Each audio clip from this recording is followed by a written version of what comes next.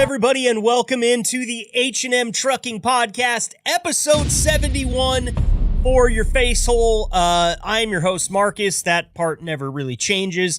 And look, I barely have any time today. I'm going to hit the homework right off the top because we got to get to this. So please subscribe to the podcast on whatever platform you're listening on, whether it be Spotify or Apple or Google, I guess YouTube Music. I don't even know what Google changed to.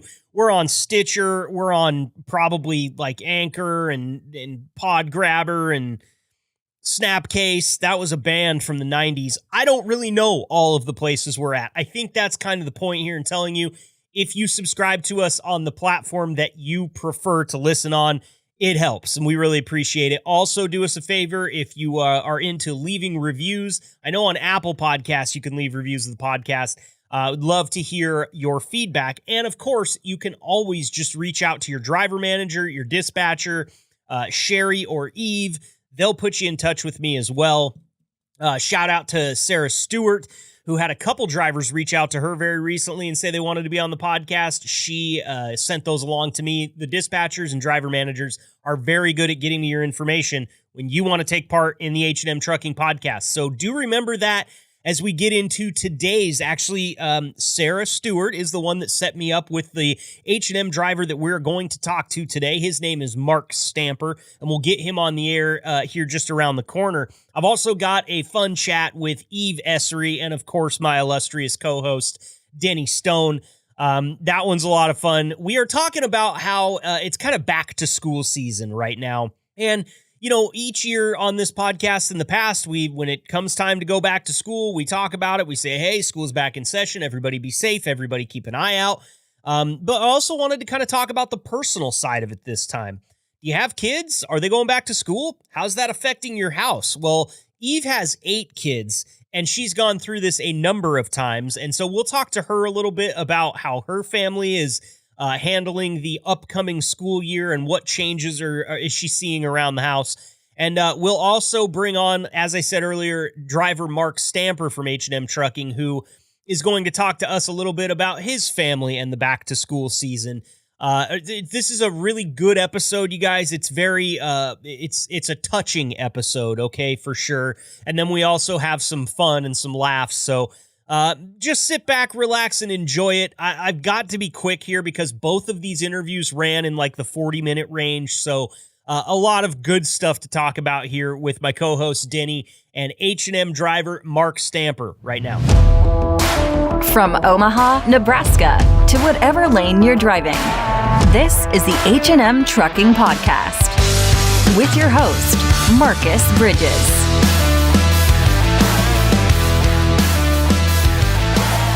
Well, Denny, we've got an H&M driver joining us here on the line. His name is Mark Stamper. Thanks so much for joining us today, my friend. Nice to be here. Well, we appreciate the time, and you were just telling us off the air that it's not the greatest day for you, and, I think it was Tuesday that we talked wasn't the greatest day for you either. You were stuck at a shipper or a receiver on Tuesday, and now you're stuck in traffic. Is that true? Yeah, but I got lucky and managed to I was just exiting the turnpike when it got caught up and managed to get a nice little parking spot at a, what are they called? The rest areas? Service Plaza. Service Plaza. There you go. That's why we got Denny in here, man. I couldn't remember what it was called. It's nice since they rebuilt them, because those ones in Indiana used to be crap, but they're fairly nice now. Good. Well, they're not too bad. Glad you got Not a as spot. good as Ohio, but at least Ohio has showers. Oh, at those travel plazas in Ohio on the turnpike there? I've driven by a couple of those, and I thought, man, those are the nicest rest areas I've ever seen. And I thought about just stopping in one just to actually get to see it and experience it. They're pretty cool. Yeah, it's not too bad. As long as you got your own towel, you're good to go. Okay. All right. Well, good to know. I'm sure I'll get back out there at some time. Well, Mark, it's your first appearance on the podcast, man. We want to thank you for coming on and joining us here. I want to start out by getting a little bit of your background and learning a bit about you. How long have you been driving for H&M? Maybe 2 months-ish. Okay, so you're fresh to the squad. Fresh to the squad then. I like it, man. What do you think of H&M so far? I work for the mega companies. I work for the so-called, oh, we're family. But this company treats you like family. And if you got a second, I'll tell you a story that happened to me. Please. On like my second run here. So I'm in South Florida, just got a load, stopped at a red light. Okay, physically stopped at a red light. And as I go to pull off, I feel like I ran over something. I had. It was a car who tried to park underneath my trailer. Are you serious? Yeah. Wow. And so what happened? Messed up the car would be my guess. It's all good. Yeah, how bad was the car messed up? Oh, it got the passenger side, the rear tire, the fender, the doors a little. Then it got the hood and the front fenders, and then I just ripped the front bumper off, along with half of the front. And the kicker is, when safety sent me the video, you could tell where she was beside me, and then all of a sudden, she just tried to park underneath the trailer. That's crazy. Where did they get a video? We got a camera in our truck, and the way the camera's pointed is it picks up our hood mirrors. Oh. So you can't, like, see it perfectly, but you can see this almost white little dot deal just all of a sudden, just like she's trying to park underneath the trailer. That's crazy. And did she ever have an excuse of what was going on or why she made that decision? Did you get to talk to her, or did the authorities talk to her or anything like that? Yeah, it was my fault till she got showed the video. It was just one of those things that she was trying to make money. That's the only thing that makes sense. Yeah. The only thing that safety and I could come up with. Yeah. That shit only works for Clark Griswold. Well, sounds like everything ended up okay, but I guess that was probably a real good way for you to figure out how H&M handles these situations and treats their employees as they deal with them. So things must have gone pretty good in the aftermath of that for you. Yeah, I mean, I was literally worried I was going to lose my job. Where most companies would have found a way to fire you, they said, don't worry about it. It wasn't you. It wasn't your fault. You're fine. And I was really worried I was going to lose my job. And they didn't. They didn't. And nothing's ever been said about it. Thank God for cameras, man. Yeah, that might have saved you there. And you know, we talk a lot about, we have in the past on this podcast about, you know, driver-facing cameras and whether or not drivers like them or dislike them. And listen, this one obviously doesn't have anything to do with the driver-facing camera, but I think it's a good illustration of why some cameras on the outside of the truck are definitely worth it, because people are going to try to swindle all day long. They're going to. I mean, we've talked about the predatory towing. We had an H&M driver come on here and tell us about getting his windshield clamshelled in a Walmart parking lot in the middle of the night one time. I mean, people are out there trying to... oh, God, they have all those lawyers hammering it home all the time. You're in an 18-wheeler wreck. They have tons of money. Let's sue them. Yep. You know? It's true. Well... Yeah. Glad H&M had your back there, Mark, and it doesn't surprise me at all. I mean, you know, I've talked to a lot of the people that work at this company, and they are good people, and they do intend to treat you like family. I know that for sure. And so I'm glad to hear that in your first couple of months, you're really getting that feeling, because, I mean, that's what we're doing here. That's one of the things. You know, this podcast is made for communication and education and entertainment alike. But you know, if we can tell these kind of stories and get your stories out there about why H&M is such a good employer, I feel like we're doing our job, man. And this is what a crazy story. I can't imagine what was going through your mind on your first. Did you say it was your first or second load? It was just that early in your lifespan here at H&M. I believe it was my second load. That's crazy. I mean, it seemed like I'd went home. Yeah, it was my second load because I'd gotten lucky and was going to stop at the house that day, but things went sideways. Yeah. And the cop actually said, when I showed him the video, he said, "It's a good thing you have this video." Yeah. Yep. Because you would have ended up in court over like, the deal for wow. sure. Somebody would have sued somebody. Oh, yeah. There's no question. So Mm-hmm. good on you, man. Good on you. Well, you know, I guess here's my question. Did you ever have anything like this or anything similar to this happen at any of your other jobs? And if so, how was it handled? No, so this is the first time this has happened to you. I've been doing this since like '01, since I got out of the service. Like '01, '02. I've done some stupid stuff. I'll admit it. We all do when we first get our CDLs. But nothing close to this. Nothing, just nothing. I had nothing to say that day. I had one. So. I was out in L.A. and this lady in her, I think it was a Beamer or Mercedes or some fancy rich person's car. She tried to squeeze between me and drive on the shoulder to pass me to get up to the red light. Got right up against my tire, and I didn't even move because I knew she was right there. And I'm like, if I move, I'm liable to hit her. Well, she took off, and I could see the rubber all the way down the side of her fancy $70,000 or $100,000 car. It was just totally black on this like beautiful silver or pearl finish. Well, I pulled around, found a spot, and stopped. She never turned around and never came back. Like, I knew it wasn't my fault, but still, yeah. Well, maybe she just wanted some racing stripes to make that thing go faster, didn't he? You park that in the garage and the hubby comes home, she's going to be in a world of shit. Yeah, for sure. Oh, yeah. For sure. Mark, you mentioned that you were in the service. What branch of the service did you serve? I was Army Reserves, but I got hurt while I was in training. So I didn't actually get to do any of the fun stuff, but at the same time, it's kind of a blessing. I managed to get out about a year before 9/11. Oh, wow. So I used to think of it like I didn't serve, so I didn't really count. But I got older and realized, at least I tried. And that was just a blessing in disguise because that's when they called everybody. Yep. Reserves, guard. So I could have been called and not made it home. Sure. Well, Denny's a vet, and I'm sure he can give you his stamp of approval if he feels that's so necessary. But I see him nodding his head. You made the decision to make the sacrifice and sign up.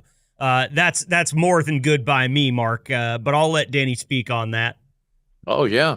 And like you say, at least it happened then. For my son, he was Army Airborne, and he got hurt bad.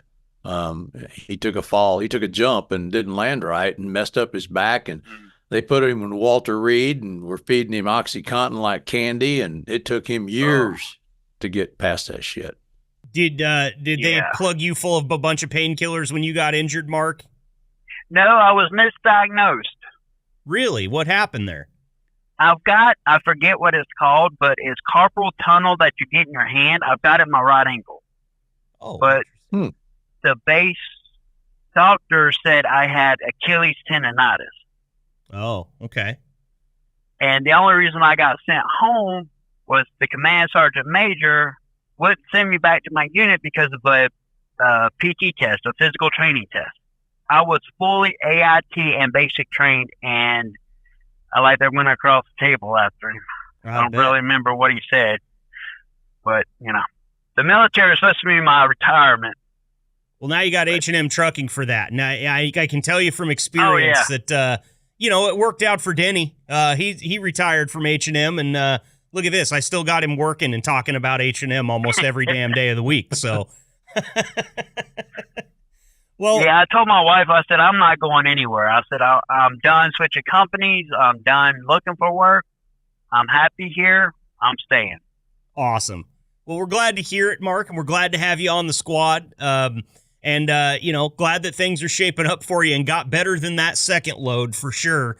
And I'm sure there'll be many more good loads and good days on the road ahead. Of course, what you're dealing with today, par for the course, man, especially up there by Chicago. It's not a place that people like to be up there driving around in if they can keep away from it. So I hope that sooner rather than later, that traffic jam gridlock clears up for you and you can get back on the road. It'll be tomorrow. Oh, they're man. talking. Yeah, it's tanker spilled over. I heard it could be possible fatality, maybe. Yeah, that's the word. Thank you. Yep. Well, yeah, I mean, good thoughts and prayers, of course, go out to the driver and anybody else involved in that accident. And I hope, beyond hope, that there isn't a fatality, especially not to a truck driver. But, man, a tanker rollover is never good, right? We never hear about those and have a positive end to that story. So so I decided to call it a night.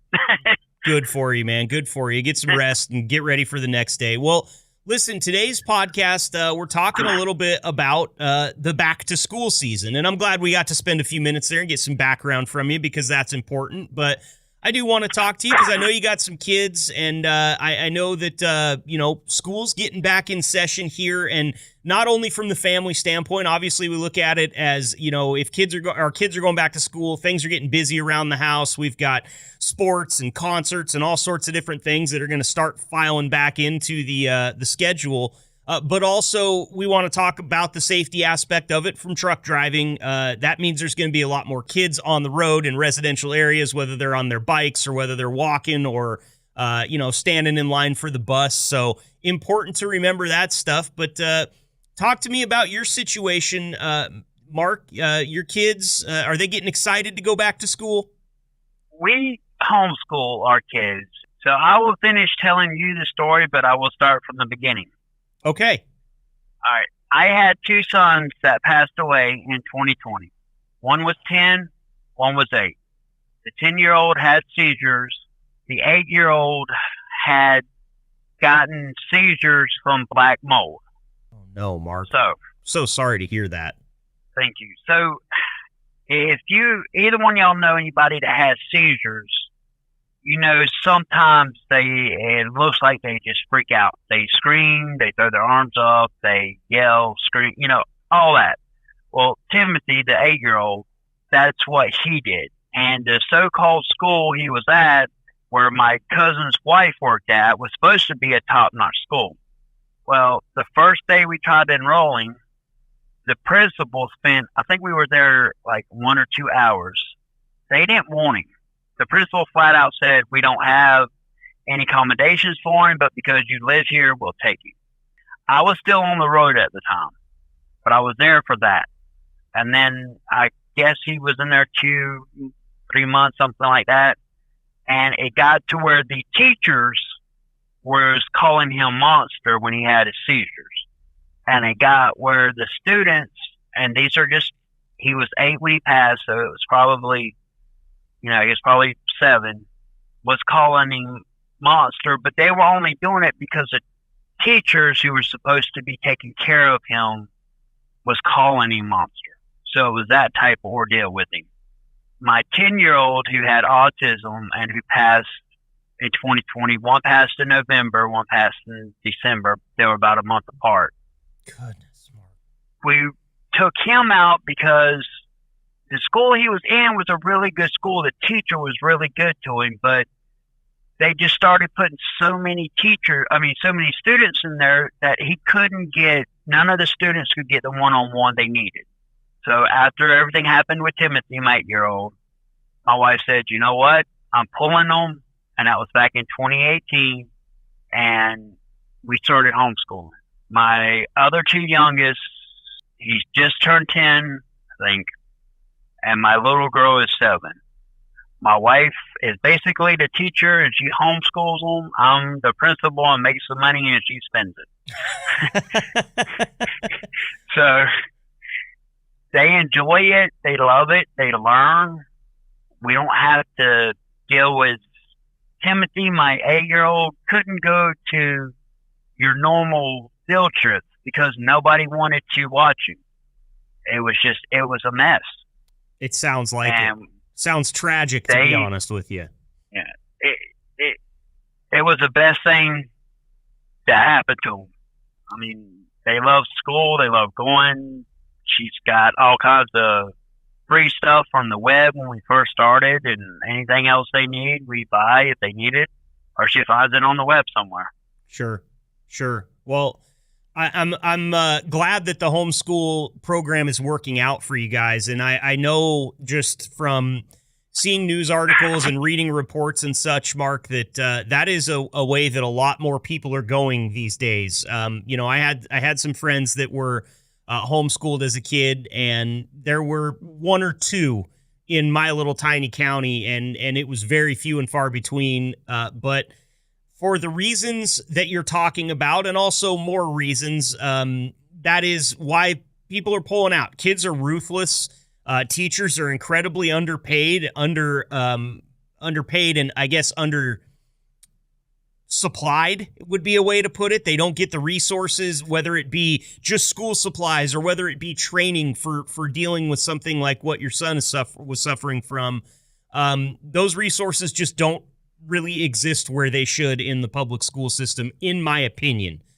I don't have kids, but my sister does, and in the first 11 years of her oldest son's life and the first 9 years of her youngest son's life, she's gone as far as to ending up as the president of the school board, trying to affect change within the school district. And man, I'll tell you, it's an uphill battle. It is not something that everybody has the gumption to do. And I don't think anybody would blame you, especially after what you went through with the passing of your two sons, for pulling your kids out and just wanting to do it yourself, because then you can trust the education that they're going to get and the treatment more so that they're going to get, Mark. And sounds to me like your kids are thriving in the homeschool environment. Yeah, we've asked my son before if he wanted to go to regular school, and my wife, I've never seen it, but my wife has. She said he's almost cried because he doesn't want to go to school, as far as to public school. Mm-hmm.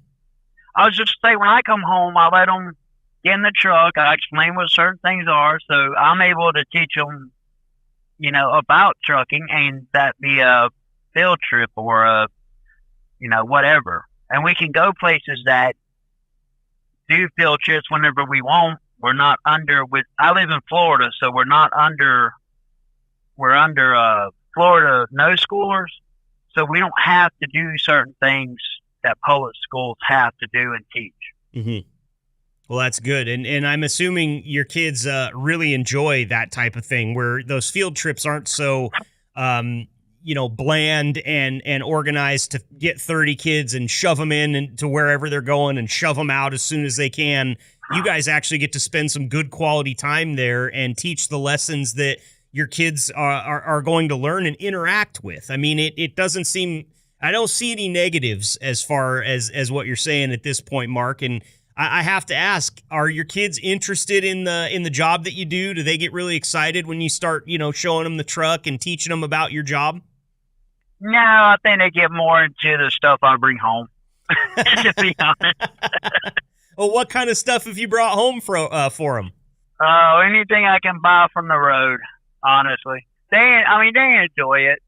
My little girl hasn't been inside my truck yet for H&M, but my son has. So, but they enjoy it. When she was little, they would. I drove for a company that hauled reefers. There was one time she was like 4, and I got all the kids, helped them out because they just like the Echo. I don't know what they liked about the trailer, but they did.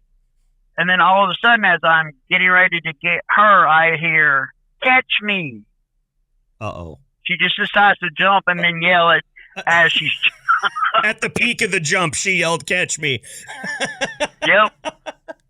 Well, I was like, "Oh my God!" So, it sounds like your daughter was playing a game of flyers up that you didn't know was going on. Did you catch her? That's the question I have. Yeah, I caught her. Okay. By the time I turned around, she was there. Yeah. Well, that'll be a memory. If you ever hear "Catch Me" again in your daughter's voice, I bet your hackles are going to stand up for sure.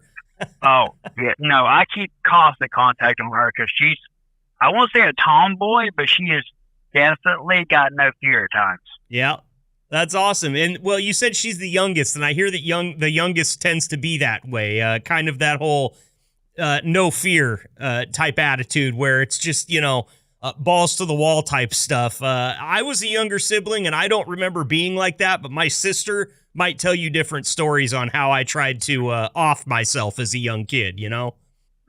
Well, I've got when my wife and I first met, she had an 11-year-old little girl. So I've raised her since she was about 11. So she's 25, I think now. But there was 3 boys, and then Lily, the youngest. That's her name. Jason is now the oldest boy, and then there's Lily. But I guess growing up around 3 boys and watching them climb trees and do whatever that they were doing, she just developed that boy type of, I don't care, let's have fun, and oh well. Yeah. Yep. It's true, man. I watch, I mentioned my sister having 2 boys, and I asked my dad, actually, I was with him over the weekend, and it was so funny. They were taking the 9 and the 11-year-old camping. They're actually out there camping as we speak. And I said, do you look forward to taking them camping and having the parents, my sister and her husband, get to go spend some time alone? And my dad said, man, I love it when they're this age, because you could put a fishing pole in their hand. You can put them on their bikes. You can take them out in the boat. And he said they're not just trying to kill themselves all the time. They actually have a little bit of instinct for self-preservation at this age. Denny, I know that you've had boys. Was it the same experience for you? Do they kind of finally cross that bridge into not self-harming all the time at some point in time? They were night and day. Zach was the daredevil. In fact, one time he was flying back from Texas to Florida. I lived in Florida at the time. And it was the first time he got on an airplane that he didn't have to have the escort. They didn't put a little name tag pin on him and keep an eye on him all the time. And he'd been waiting for that because he hated somebody watching him, telling him what to do.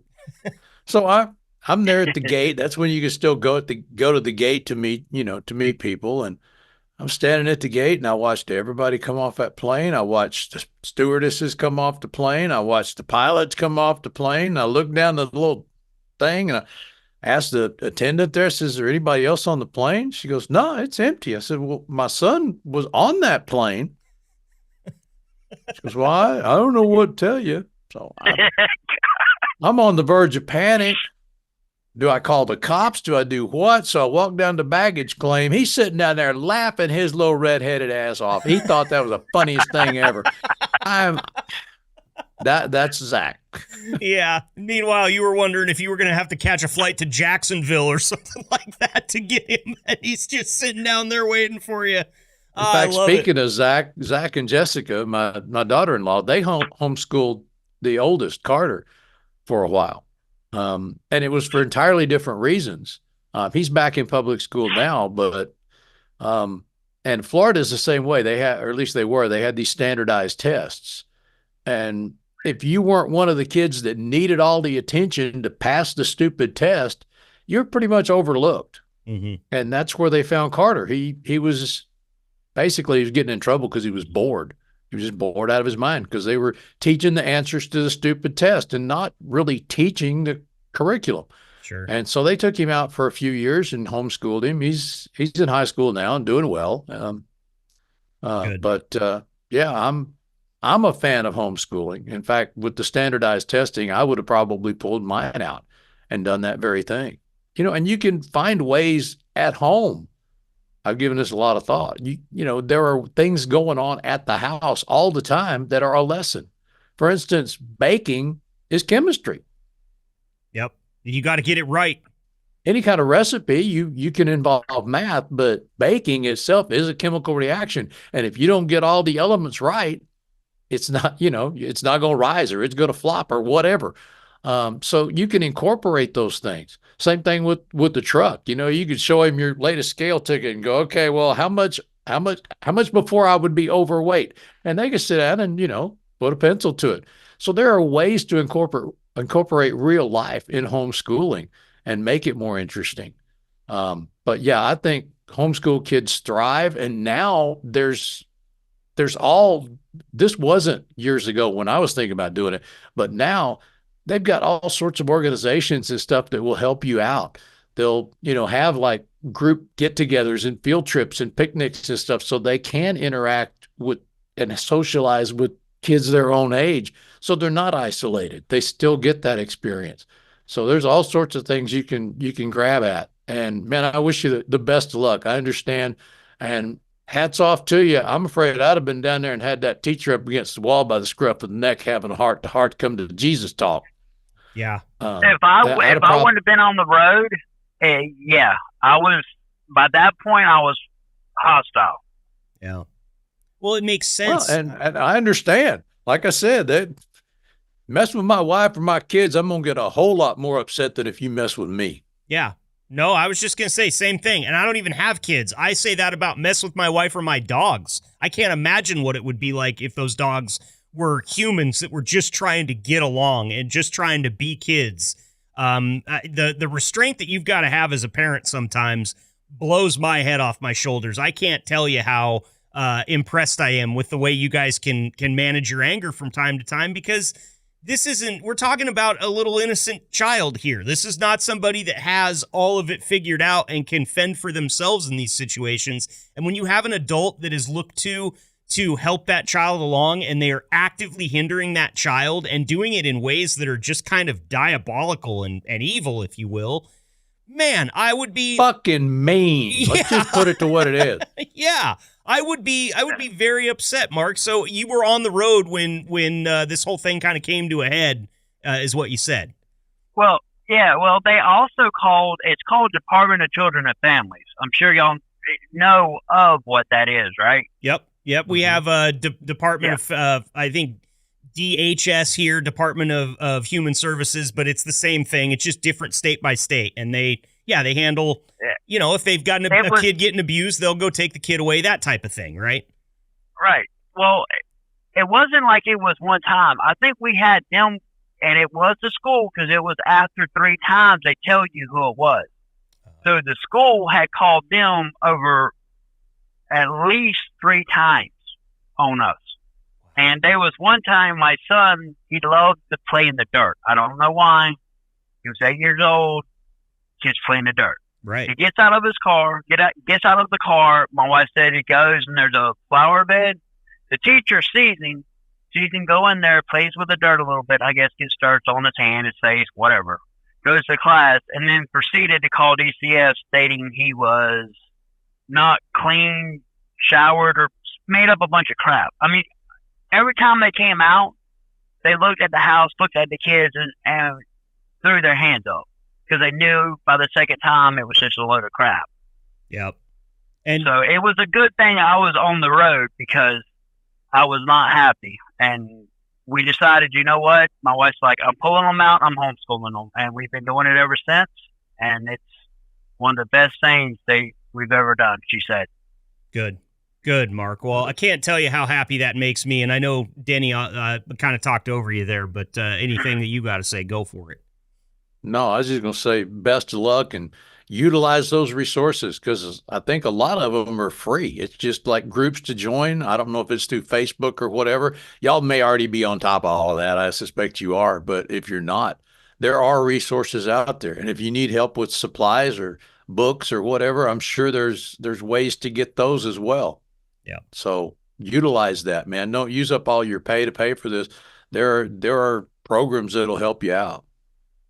Yeah, my wife deals with all that.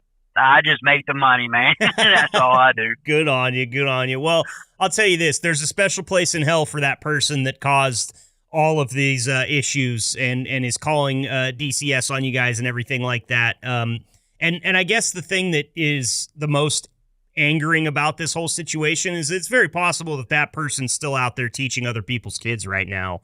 And oh yeah, I'm sure. And that's a travesty, and that's one of the reasons that we say, well, teachers are underfunded, schools are not good. Our education, when you look at it on an international level, is declining and has been for a few decades now.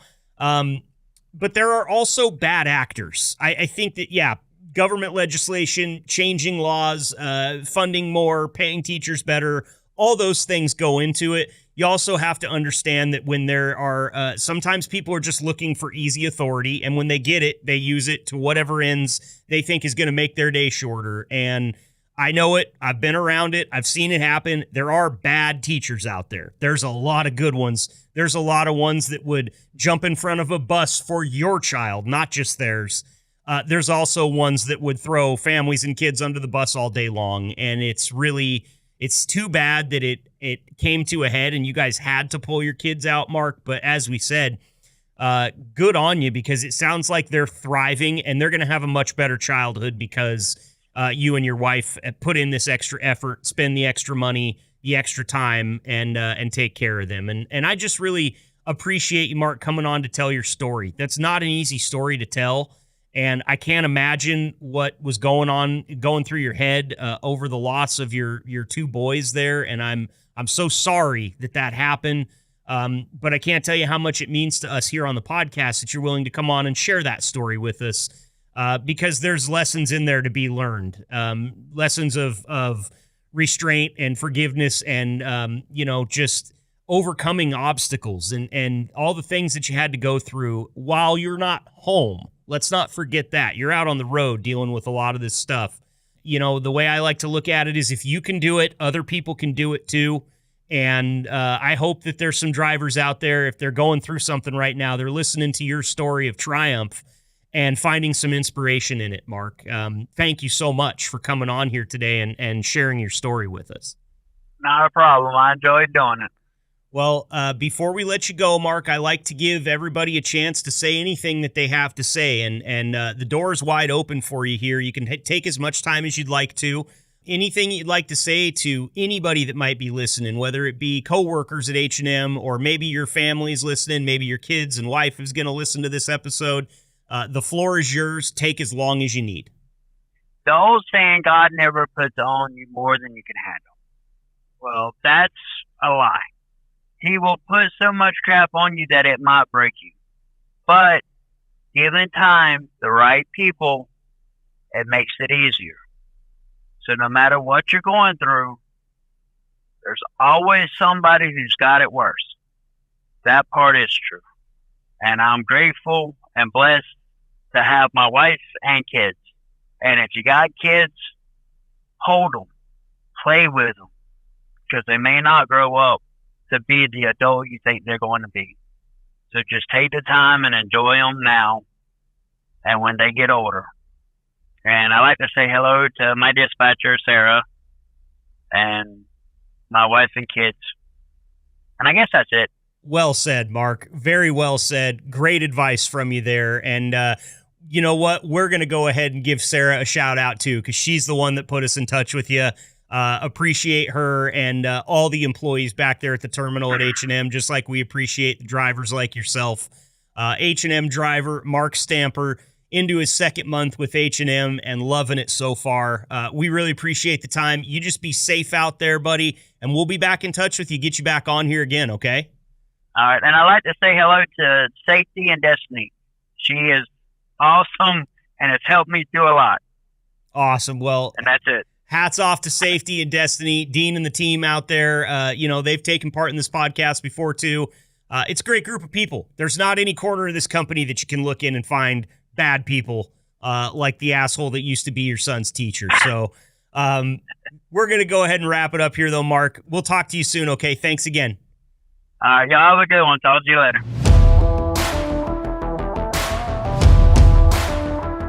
All right, Denny, it's time to welcome back one of our favorite podcast guests here. Well, listen, everybody's our favorite, but we have a very special place in our heart on this podcast for the one and only Eve Essary. Welcome back, Eve. Thank you so much for being here today. Hey, guys. How are ya? Doing well. Doing good. Yeah, doing well. Did nothing but pull weeds over the weekend, so my back is sore and my hamstrings for some reason. But other than that, it's a good Monday, Eve. I'm approaching this week with a lot of positivity. So this weekend, I actually floated down a river. Nice. So your back feels fine then. Yeah, except here's the thing. I'm a bit of a klutz. So there's 10 of us. We're all going to go float down the river. We go to get on our tubes, and the people at the outfitter, they let go of our group of 10. And I was still trying to get my koozie out of the wet bag. So I didn't know they'd let go. And the tube hit the back of my legs and I fell, scraped up my knees, scraped up my legs. I'm a complete mess in the first 30 seconds of this trip. And it's, we only have 7 hours left to get down the river. So I am a little bit of a mess, but my back doesn't hurt. It's just my knees. Good. Did you get the koozie? Please tell me that you saved that very important piece of tubing equipment. So I did. And then later I dropped it. Oh, yeah, that'll happen. So I actually did lose the koozie, but it was down the floataways. So, I'm sure someone's going to find it and be like, oh, this is a great koozie. Yeah. It's a great koozie. I'm a little bummed that I lost it. It's my favorite. We are quite the tubing trio here. I got to go tube on the Deschutes River, I think, just a few weeks back. And Denny, I know, loves to drop a tube in the water with his family and get some floating done down there in Texas. Well, we got 2 rivers right here in town. So, yeah, it's not a 7-hour trip. You can tube the Guadalupe and it'll take you at least 4 to 7 hours, but the Comal is more like a 3-hour float, and it's like 70 to 72 degrees year round. So you jump in August, it feels good. Yeah. Oh, nice. I bet. This is actually a pretty cool river. So it's clear up in Valentine, Nebraska. It's the Niobrara River. It goes across the state, and it's very scenic. It's beautiful. It was a beautiful time, and there's a bunch of natural waterfalls along the way that you can kind of go see and hang out at and whatever. So it was a great trip, and it was definitely on my bucket list of things that I wanted to do. So, be a tourist in your own state kind of thing. Absolutely. I mean, a 7-hour float is great as long as it's like a 7-hour lazy river float. If it's a 7-hour, like, hold on, we got rapids around every corner, I could see myself just pulling up and finding a beach someplace. I like the rapids, but I like them to come intermittently and get past them and then let me relax for a little bit. I don't like to clinch on my tube rides. Let's put it that way. Well, I know. So you had my husband on the podcast a few weeks ago.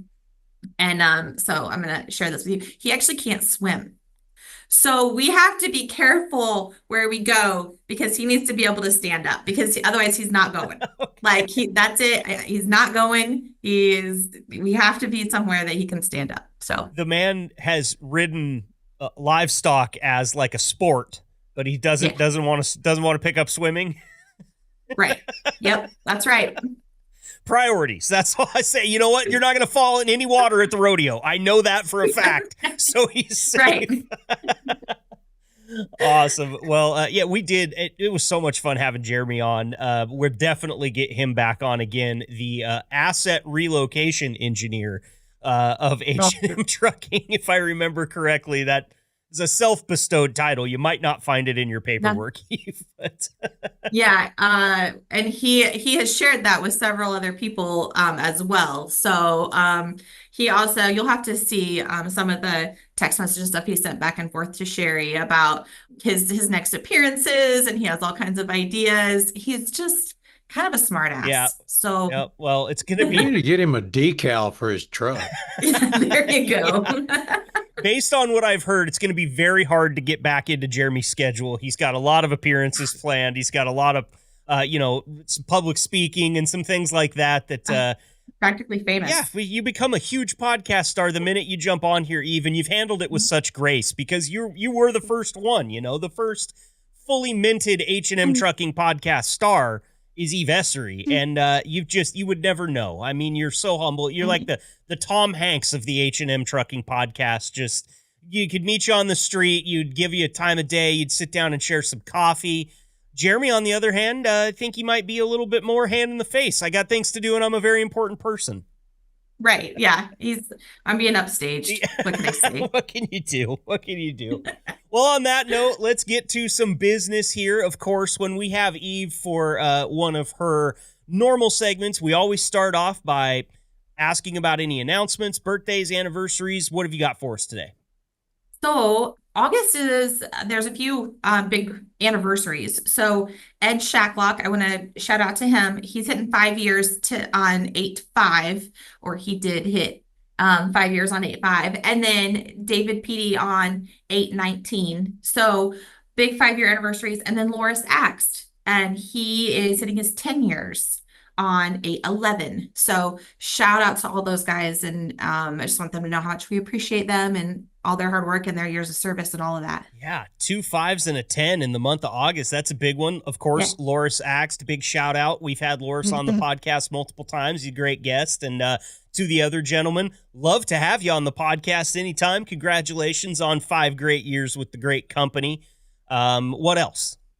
That's really all the announcements. I mean, of course, we have birthdays and more anniversaries and all of that. Those are the big ones. And Whoa, you missed one big one. What's that? Gilly's 10 years old this month. Oh, Well, happy birthday to Gilly. happy birthday, Gilly. That is a big one. Yeah. He's snoozing over here. We should add pet birthdays to our birthday announcements. But yeah, on Facebook. So make sure you follow us on Facebook because we do those announcements for birthdays and anniversaries. And we really like to give those shout outs. So pay attention. Perfect. Well, congratulations. Happy birthday. Happy anniversary to everybody celebrating in August. Next up, of course, something you all stick around for. It's time to lay down the law with Eve. We haven't done this in a little while. And if you are hearing this for the first time, I'm going to reset it here a little bit because it has been so long. We came up with laying down the law with Eve a long time ago. I am a giant Law and Order fan. That's where the button comes from. I have a corgi named after Detective Elliot Stabler from Law and Order SVU. And yeah, it's just a very special place in my heart, like Eve herself. And so what we do here is Eve brings us a scenario where somebody maybe didn't do something correct, or maybe there's room for improvement. And yeah, we talk to you about how we're going to make things better or how that situation got solved. And Eve, it's never boring. So hit us with what you got today. So today I want to talk about miles. So we've been hearing a lot of, well, I'm not getting miles. I went home and then there's not a load to get me out. And so I'm sitting here, and here's the thing. I don't know if you've all heard, but freight sucks. Like, we've been saying it. We've been getting through it. We're trying. They're doing everything they can. The dispatchers, the load planners, all of them, they're working on it. But calling every day to tell us that, I'm still sitting, we get it. We do pay out layover. We do the best we can. They're trying to get them out there, but it also doesn't help if you call every single person in the company the same day to call them and tell them about the same problem. So you call your dispatcher and they say, we're working on it. And then you call the load planner and they say, we're working on it. And you call the manager and you call Dale and you call recruiting and you call me and everybody else. We're all going to say the same thing. We're doing the best we can. And we are working really hard to fix that. But Rome isn't built in a day. So give us a little bit of grace, give us a little bit of time. I get it. It's affecting the paycheck. It's affecting all of that, but calling everybody to get the same answer isn't all that helpful.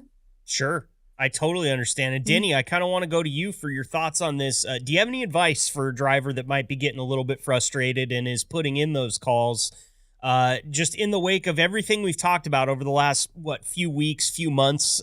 We've been pretty heavy on the fact that the freight market is not where we'd like to see it. What would you say to those guys that are frustrated because they're not getting the miles they want right now? Well, Eve said somebody coming out of the house off of home time. I'm like, that'd be the perfect. I mean, give me an extra day or two at home. That's okay with me. But if I'm stuck at the pilot and BFE, no, I'm not happy. And I get that. But, in fact, I know I've asked Stacy before, she go, well, we just don't have any freight coming out of there. Well, why did you send me here? Because they needed somebody to take freight. We're supposed to turn in home time 2-3 weeks in advance. So they should be planning and stacking these loads. That's what they used to do. I get some of the frustration, but I also understand the other side that, if there's not a load, there's just not one. But hey, if you're making enough money to send me somewhere that there's no freight, like, for instance, Florida. Okay. Florida is traditionally hard to get freight coming out of there. If you're going to send me down there, I assume you're making a shit ton of money to get the load down there. So pay me to get out. Deadhead me to Atlanta or something. Get me a load and get me moving again. I get that frustration, but I know freight stuff. So I understand dispatchers are doing it. And I also get that, like Eve said, you don't have to call everybody in the chain. And I totally understand the frustration as well. Like it is, I get it. It's frustrating. I was on the other side of that. My husband's a driver and so I would listen to him complain all the time, right? About, I'm sitting somewhere and, there's no load or whatever. So I understand it. But the thing about it too is, yes, we're getting good money to go to Florida. We'll look for something to come out, but things happen. Loads cancel. Things happen. We have, here we had massive power outages here in Omaha over the last week. So that has affected some things where plants were not able to be open. And so like weather related, all of those things kind of play into it. So it's not always possible to have things just stacked up like that in order to make it work. It's like the puzzle pieces. And when there is one piece that gets a little crooked, nothing else is going to go together, right? So it's just really about if everything goes smoothly, then great. But how often does everything go smoothly? There's too much room for human error. I do want to add one thing. If I'm going to be stuck, tell me. Yep. Instead of me sitting there waiting to put that thing in gear and let's go. If it's going to be tomorrow, tell me tomorrow. I'll go get me a good meal. Maybe I need to do laundry. There's other things that I can do besides just sitting there waiting for that phone to ring or whatever for that one moment. So if it's not going to happen today, tell the driver, let them go do something else. Sure. That makes perfect sense, Denny. I'm actually taking a note of that because I'm going to pass that on and make sure that I'm relaying that to dispatchers as well, because that's a good point. Sure. And by the way, speaking of Stacy, we're kind of off subject here, but my heart goes out to her. That tree fell on her house during that storm. Oh, no. Yes. Yeah. So think a good thought for Stacy. Man. Absolutely. There's been a lot of folks here that have had a lot of damage to houses or still don't have power at their house. And we're about 5 days later and they still don't have power. So Omaha was hit really hard by it's hurricane force winds that we got through here. I think they said that was an equivalent of like an F2 hurricane or whatever the scale is. But yeah, there's definitely been some damage, and Stacy is one of those that's had some significant damage to her house. It's too bad. I hope the best for Stacy and for everybody that was affected by those storms. And all jokes aside, very serious stuff that happened there, and we want to see the city of Omaha recover. But all jokes not aside, I have asked a few of my Omaha friends if you guys have planned on, piling up some dirt mounds, some rocks, something to give you guys a hill that will break the wind a little bit, maybe plant a tree. Okay. My Pacific Northwest roots are coming out here. I'm trying to help. But I don't know if there's much hope, Eve. It's so flat out there. When those winds get going, there's going to be some damage like that. And I guess we're just fortunate that nobody was hurt within the company. So. Yeah, we've had a lot of weather this year. I think it's been like just the craziest weather pattern that I've been in for a long time, where we've had tornadoes, we've had even the straight winds and the storms and so much rain and flooding and all of it. So it's just been kind of a crazy year. Well, we're pulling through. It's been a crazy year for way more factors than just the weather, too. We've talked about the freight here. Thank you for bringing us another great edition of Laying Down the Law. If you're going to bitch about your miles, call one person, communicate, figure out what's going on, understand that these circumstances are mostly out of H&M's control, and take a deep breath, go get yourself some food, and you know what? Call Denny. Denny doesn't get to hear people bitch at him very much anymore. Just me. You say that, and I used to tell all of my buddies that were truckers, I'd say, look, don't call your wife and, when you're all pissed off, call me. First of all, I'm going to understand it more. And secondly, I'm not doing anything anyway. I'm just driving around the road bored. So, call me. Don't call your dispatcher when you're mad. Don't call your wife when you're mad, or your husband. Just call another driver and vent. There you go. There you go. And I know that there's drivers out there on party lines that are 6, 7, 8 drivers deep.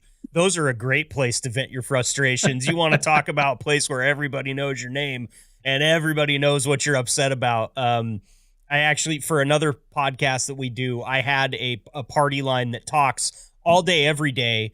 They call the line in the morning when they start driving, and they don't hang up until they're done unless they need their phone for something. And that was one of the most entertaining conversations I've ever been a part of. I could have been a fly on the wall and it would have just happened to me. I know that those are out there, so take advantage of them. It is a really good point. You know, we don't talk about it a lot, but it's a lonely job that you drivers do out there, and having some people to talk to that can relate to what you've got going on, if nothing else, might make the day a little bit shorter. So good advice there from both Denny and Eve. And now we're going to turn it back to kind of the topic at hand. We're talking about back to school. Because obviously I heard kids in Omaha will start going back to school as early as the first week of August in some scenarios. But Eve, when are your kids getting back to school? Have they already started? What's the schedule looking like at your household? They haven't started yet. We actually tonight we have the welcome back to school. I have this year only left in school. I have a 6th grader and a junior. And so tonight we go, they get assigned their laptops, all of that. We check in. So I'm really excited about it because it means we're getting close. And then they go back on the 14th. And then I have 2 going to college, and they go down to Galveston, Texas, and they check in college on the 21st. So I'm ready for them to go back to school, all of them. It's time. Yeah. It's been a long summer. I have no food left in the house. They've eaten everything. They've broken everything else. It's time for them to go back. Yeah, it sounds like you need to put them on the Mississippi and send them south. I don't know if that even gets close to Texas. But what school are they at down in Galveston? That's kind of close to Denny's neck of the woods, if I'm not mistaken. A few hours away. Yeah. Yeah. You go to College of Galveston down there. Awesome. It'll be my one son's 2nd year, and my other son graduated in May, and so he's joining him down there. So the 2 brothers, I'm not sure if it's good that they now have, a person, or if it's just a partner in crime. Time will tell. Well, keep your eyes focused towards Galveston, Denny. If you see smoke, you might give Eve a call and just let her know that something's going down. Y'all just don't get how big Texas is, do you? Yeah, it is huge. It is huge. Like it's not really that close to where Denny's at. I just thought because it was so flat, you could see it. Like stand on a fence post and you should be able to see it, right? That depends on what part of Texas you're in. Okay. All right. Yeah, fair. some of it's flat. But what I was fixing to say is you leave Brownsville, Texas, before you get out of the state of Texas, you're halfway to Canada. That's unbelievable. You leave Beaumont, Texas, before you get out of the state of Texas, you're more than halfway to Los Angeles. Wow. Right. That's crazy. All right. Well, it's kind of big. It seems big. It looks big on the map, but I never know if that was just a map that was made in Texas. You gotta vet your sources here, Tenny. You can never be too sure. You lay a map of Texas over Europe, you're covering most of those countries. Yeah. Okay. All right. Well, I know everything's bigger in Texas. I've only been there a couple of times. Not a big cowboy fan, Denny, so I steer clear most of the time, which I know makes you kind of chew on the inside of your lip a little bit. But I'll get down there sometime, and with any hope, I won't have to drive anywhere, and I'll be chauffeured around because it does seem like quite the headache to get from point A to point B in the state of Texas. Yeah, come see me. I asked when my son first wanted to go to college, and he said, Mom, I know where I want to go. I figured it out. I want to go to College of Key West. And I said, no, no, we're not majoring in bikinis here. We need to actually go somewhere where you're going to learn something. He wants to go to Fantasy Fest, doesn't he? Can you blame him? He wants to do a lot of things, and school isn't one of them. I hear the women's studies program at College of Key West is quite well attended. Right. I said, go back to the drawing board and then come at me, and I want to know why you want to go there, what program you're going to be studying, what the cost is, how you're going to pay for it, what that looks like. Give me a plan, like an actual solid plan. So he came to me about 3 weeks later, and he was like, okay, I actually have a plan. I have it figured out. I'm going to go to College of Galveston. And I said, okay. So he had a plan. He knew what he was going to study. He knew tuition cost. He knew housing cost. He knew all of the things. So I said, okay, I'm okay with that.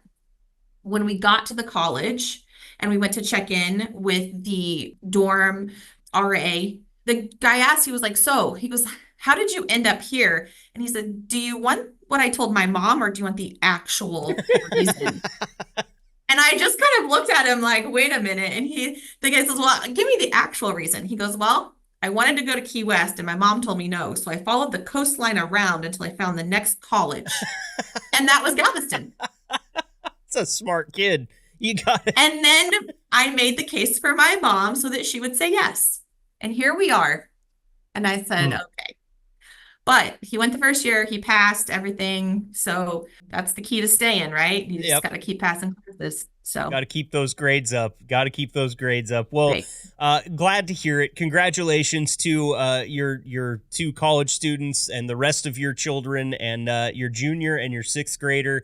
It's going to be another fun year for you, I'm sure, loaded with sports and assemblies and all the other things that you still get to enjoy. So all of that. I'm really excited. Like, we only have 2 kids left in school, and it feels like it's like not a lot, right? It feels like it's just like, wow, we really can like kind of take a breath now. And then I realized that most people actually only have 2. Yeah. And so we're just actually like a normal family now, which is odd. So shout out to all those people with multiple kids, because it's crazy. And then when you get down to just a couple left, you're like, whoo, this is like a break. I don't know how you do it, Eve. I can barely take care of myself. If you put another human in my care, I don't know what would happen to the poor thing. But hats off to you and Jeremy as well for being able to, I mean, you've still got all your hair. I saw Jeremy the other day. He looks like he's still got most of his hair. So you guys are doing good. I mean, you're Jeremy doesn't have any hair. Oh, he doesn't have any hair, but was it pulled out, or is that something that he's done? He started going bald in his 20s and just started shaving his head. He's just shaved his head ever since. So none of our kids have even seen him with hair. Okay, well, there you go. So he's got ahead of the game. See, that's why I wear a hat all the time, Eve, is because I also started to go bald when I was 20, but I can't let it go. I've had these dreams of being like Denny with these luscious locks of hair that are with me for my entire life. But I didn't have them when I was on the road. I kept the high and tight when I was on the road. I decided to become a hippie again after I got off. Well, what are you going to do? What are you going to do?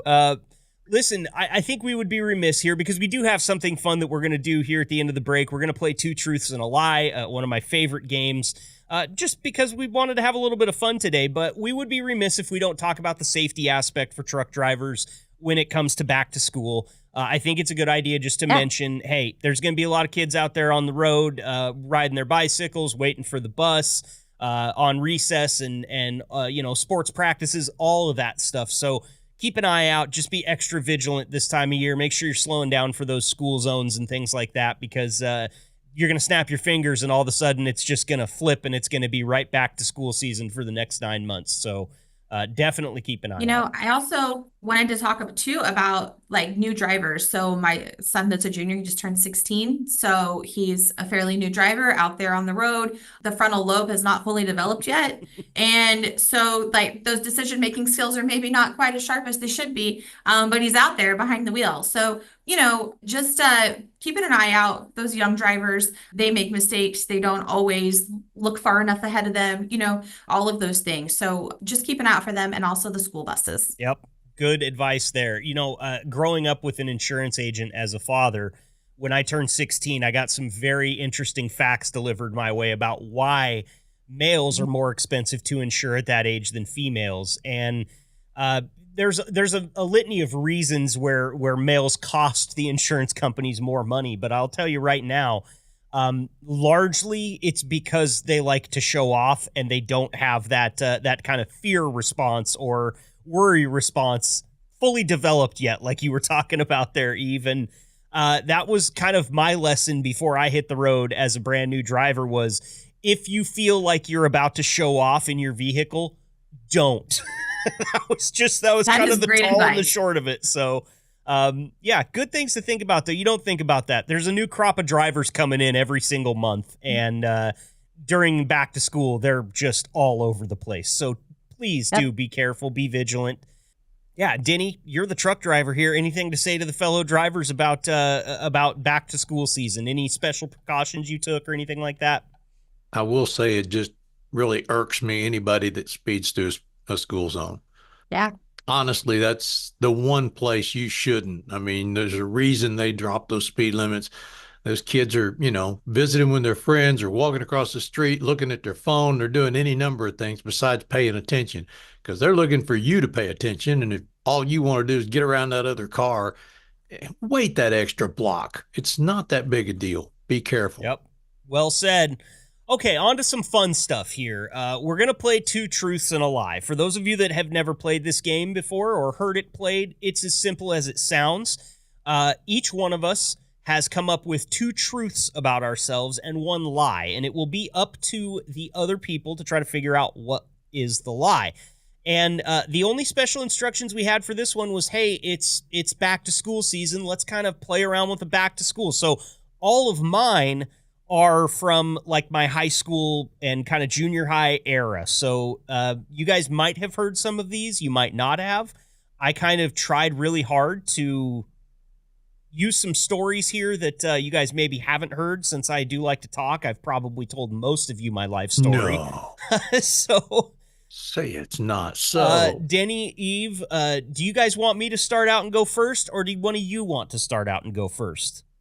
Ladies first. Ladies first. Oh. I like it. I like what Denny says. If you're ready, Eve. I'm ready. Mine aren't exciting at all. We need to start with yours. Okay. I have lived in 3 states. I have a grandchild, and I can play the guitar. I'll be honest with you, Denny. Let's talk this out here. I don't think she can play the guitar. I think that's the surprising one. I think she can play the guitar. I don't think she's lived in 3 states.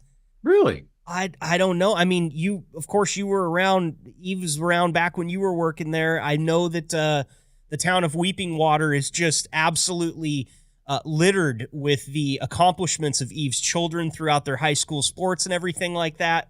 I feel like they've lived there for a while, but I'm looking at her face right now, and it also feels like maybe she feels like she's got one over on us. So maybe we're both wrong here.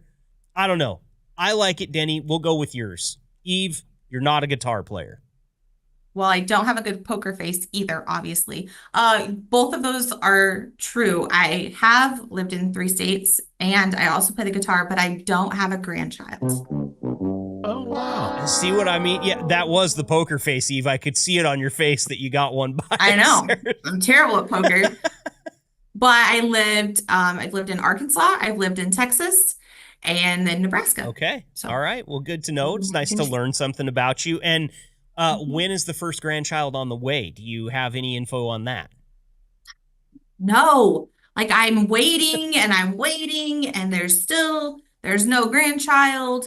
I mean, here we are. I really thought by now it would happen, but no. Well, No, we'll keep none of them are in a big hurry. They just keep waiting. We'll keep all of you listeners updated. You know, I'm a great grandfather now. See, I'm ready to level up. I'm ready. They're not. I thought maybe if I did this and I'd send it to them, I'd push them in the right direction. There you go. And Denny's got he's got great grandchildren. I will never level up past One, fun only uncle. one. Great grandchild. How many? But you got more on the way, right? That's gonna expand here sooner rather than later. Well, I don't know.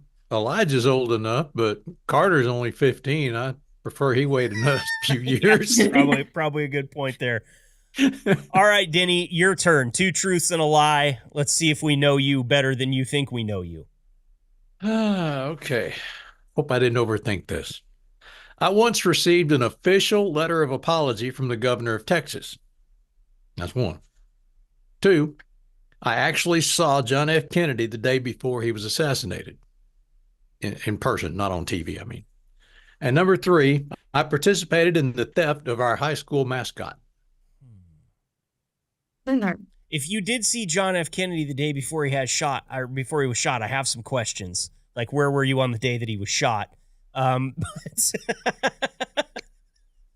I feel like that one could be true. Yeah, it's pretty specific. Right. And also placing, right? Texas. Denny's from Texas. Good point. Like, I feel that is reasonable. If anything, and all these happened while I was in school because that was the assignment you gave me. Yep, absolutely. Well, if anything, I feel like Denny is. Wait, was it supposed to be while you were in school? I didn't get that. That's okay. Well, I mean, during my school years. What I mean. It's fine. Marcus, I need clear instructions next time. It's totally fine. I'm not worried about it. You won the game already because you fooled Denny and I. So I'd say keep doing what you're doing. But As far then as I broke the rules, and I'm a rule follower. This is really hard for me right now. It's hard to lay down the law and break the rules in the same podcast Right? episode, but I just have this sneaking feeling that Denny, as a high schooler, would have needed to write an apology letter to the governor rather than receive one. Especially if he stole the mascot. Yeah, exactly. So I think where I'm shading here is that he didn't receive an apology letter from the governor of Texas. I agree with that. I also I'm with you, Marcus. Okay, Denny. Okay. The very first field trip that I took when I was in second grade, when they said we were going on a field trip, I didn't quite understand because there was a field right next door. There were fields all around the high school. I'm like, anyway, our field trip was to go downtown San Antonio and see the motorcade. So yes, I saw President John F. Kennedy the day before he was assassinated in Dallas. Okay. I did not participate in the theft of our high school mascot. Oh, we lost. Why not? What happened that year? Every year, the high school mascot was stolen by right before the homecoming game, before our arch rival.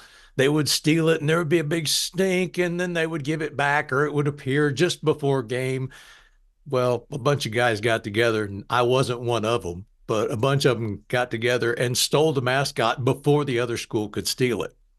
Wow. And it didn't appear magically before the homecoming game. It didn't appear months later. Finally, towards the end of school, more than 6 months later, an anonymous letter was delivered that said, "Look under the stage." Oh, wow. They just hid it. Unbelievable. They just moved it 15 feet. But anyway, I was not a part of that. And when I was in 8th grade, our junior high band played at a campaign rally for Preston Smith, who became the governor of Texas from 69 to 73. And during his speech, he thanked us for being there and said, "I want you to be part of my inaugural parade, and I promise if I'm elected, you're going to be there." Well, he wasn't there, and it pissed me off. And I was bitching about it, and Dad said, "Why don't you write him a letter?" So I did. And I got an official reply, an official apology from Preston Smith, the governor of the state of Texas. That's awesome. So there's mine. That's awesome. Wow.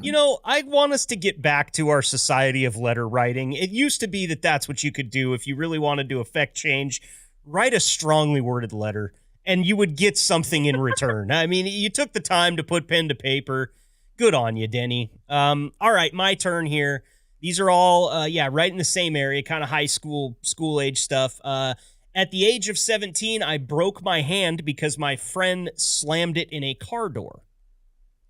Number 2, I got 2 tattoos on a state wrestling trip, high school state wrestling. And number 3, I was given a B- instead of a C+ in Algebra 3 because I found one of my teacher's expensive graphing calculators that someone had dropped in the snow. Talk it out. So I think the graphing calculator sounds right. Like, I feel like that would make sense. And I feel like a teacher would change a grade for that. Give you some. Yeah, that's high level brown nosing right there. Right. That seems like something Marcus would do. Don't mess with the best. Yeah. And I don't think he got 2 tattoos on his ass when he was out wrestling. It wasn't on my ass. I never said that. You just added that part in, Denny. But, damn it. I don't know. I don't know if Marcus has tattoos. Does Marcus have tattoos? Oh, okay. Well, Marcus is holding up his hand and he has a tattoo. His wife's a tattoo artist, so he better have at least a couple. Well, see, I knew that, but I wasn't sure. That was way before. This is way before I met my wife. Yeah. So. Yeah. And then the third one being at 17, I broke my hand because my friend slammed it in a car door. That's entirely doable. Yeah. I feel like it's the tattoos. Denny? I said the tattoos earlier. You got tattoos. Okay. On your ass or not on your ass? Well, I did kind of give it away there because I just had to comment that they weren't on my ass. But that is true. I did not qualify for state my senior year, but I turned 18 in September. And so my sister's birthday present to me when I turned 18 was that she was going to buy me a tattoo. State wrestling was held in Portland, Oregon, and I got in touch with my coach, told him, hey, I'm going to go hang out with my sister for a little bit. And he said, you can't do that. You have to remain with the team. And I said, well, first off, I'm not qualified for state. You just kind of brought me here as like a cheerleader. And second, I'm 18, so you can't really tell me that I can't go do what I'm going to do. And I came back with 2 tattoos, and he was not pleased with me. But yeah, so that's where I have nautical stars on either shoulder, red and black nautical stars. And so that's where I got those as an 18-year-old at state wrestling. I was, in fact, given a B- instead of a C+. It kept me from getting my only C ever in high school for finding that graphing calculator that somebody dropped in a snowbank. And you're right, Denny, it's brown nosing, but really I got lucky.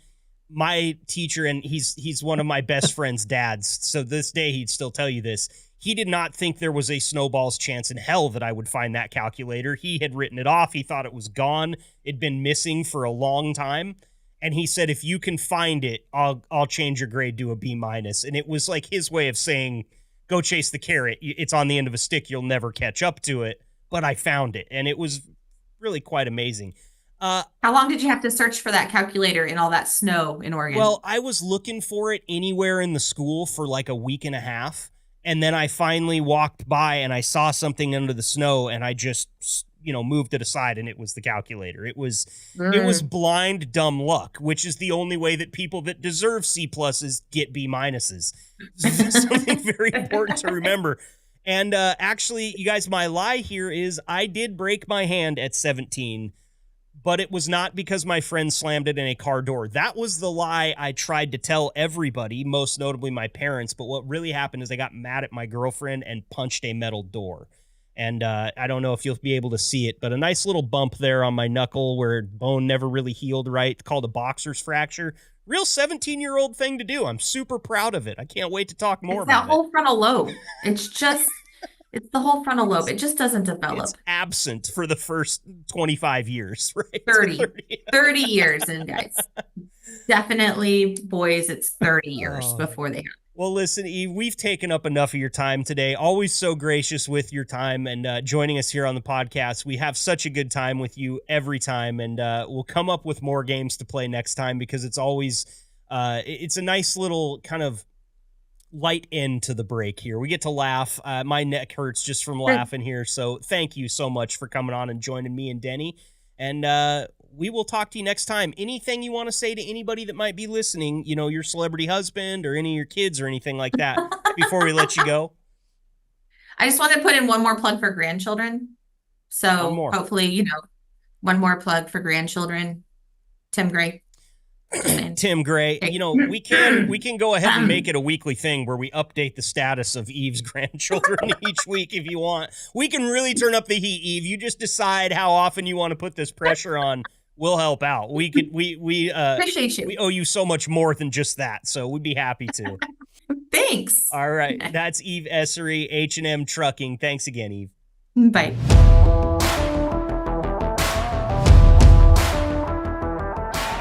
That's going to wrap up episode 71 of the H&M Trucking Podcast. Can't thank you all enough for being here. And a big shout out to H&M driver Mark Stamper and, of course, the always wonderful Eve Essary coming in here today to share some laughs with us. Denny and Eve and I don't know each other as well as I thought we did. I was, I wasn't really a bad kid. I was pretty under control. I got in some trouble, but nothing crazy. I never had to talk to the authorities. Well, maybe I did, but that doesn't matter. It's neither here nor there because it didn't go on the permanent record. What does matter is that I think sometimes I can be sold as a little bit more of a wild child than what I was, but how many people do you know got 2 tattoos on a high school state wrestling trip? I'm the only one I know, and I'm not 100% sure that there isn't a policy now at Enterprise High School that has my name in it somewhere. So, something to keep in mind. And I would love to say that, I broke my hand getting it slammed in the door by one of my friends. But a little bit of background on that story. That's the story that I told everybody. That's what I told my dad because I didn't want him to know that I got mad and punched the door because that's stupid. It was a metal door. He thinks more of me than that. But my dad was an insurance agent, and, when there's broken bones involving a car door, there's going to be an insurance claim, or at least there was going to be in my case. Still not sure to this day whether that was a tactic to get me to tell the truth or if there was actually going to be an insurance claim. Couldn't tell you, but cooked up a lie about it. Went into some minor shock that night, but I did have my friend Kyler reset my hand. And by reset the bone, I mean he just grabbed my hand and squeezed it and it popped back into place. So, not the smartest kid, about on par with every other 17-year-old boy that I've encountered. So what can I say? It's neither here nor there. I'm par for the course, and this episode is donezo. I got to get out of here. Great stuff again from Mark Stamper and Eve Essary. Really appreciate them. It's easy to talk to them both for a long time, and we did that today. So the intro and the outro is short and sweet. You enjoy your week. Stay safe out there. Keep the shiny side up, and as always, stay fresh, cheese bags. Thank you for listening to the H&M Trucking Podcast. Please leave a review, subscribe, and connect with Marcus over at the H&M Trucking social media channels. And if you're considering a job at H&M, find us at hmtrucking.com. Until next time, stay safe and ahead of the curve drivers.